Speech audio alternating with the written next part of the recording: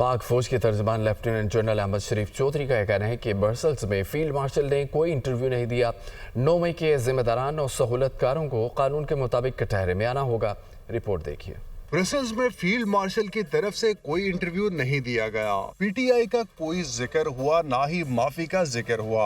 DJI SPR lieutenant general Ahmed Sharif Chaudhry ने media से बातचीत में वजाहत कर दी। डीजीआई एसपीआर ने कहा कि सीनियर सहाफी के जिस आर्टिकल की बात हो रही है वो ब्रसल्स का इवेंट था और वहाँ सैकड़ों लोगों ने तस्वीर बनवाई। जाती मफाद और तशहीर के लिए ये एक सहाफी की अपनी कोशिश है। 9 मई के जिम्मेदारान और सहूलतकारों को कानून के मुताबिक कटहरे में आना होगा। अफसोस की बात है कि सीनियर सहाफी होकर भी गैर जिम्मेदारी का मुजाहरा किया गया। डीजीआई एसपीआर ने कहा कि पाकिस्तान खित्ते की तकदीरें तब्दील करने वाला मुल्क है। यही वजह है कि इस पर तवातर से हमले होते हैं। नौजवानों को अपनी नजरियाती रियासत की मीरास और तारीख समझनी चाहिए। हिंदुस्तान का ख्याल था कि अपनी दहशतगर्दाना प्रॉक्सियों और दीगर सहूलतकारों की मदद के बाद अब जब वो हमला करेगा तो पाकिस्तानी फौज को आसानी से डिस्क्रेडिट कर देंगे, मगर सब उलट हो गया।